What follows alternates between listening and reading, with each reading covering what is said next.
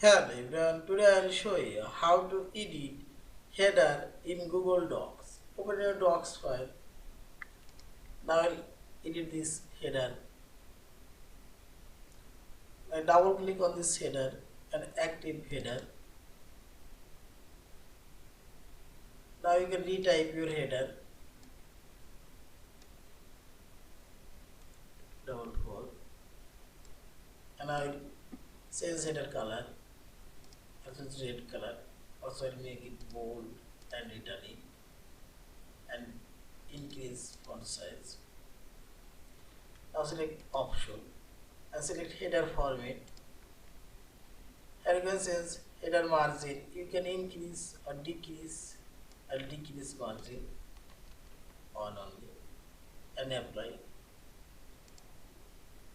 All of this header already changed and save. Now I'll make first page header different.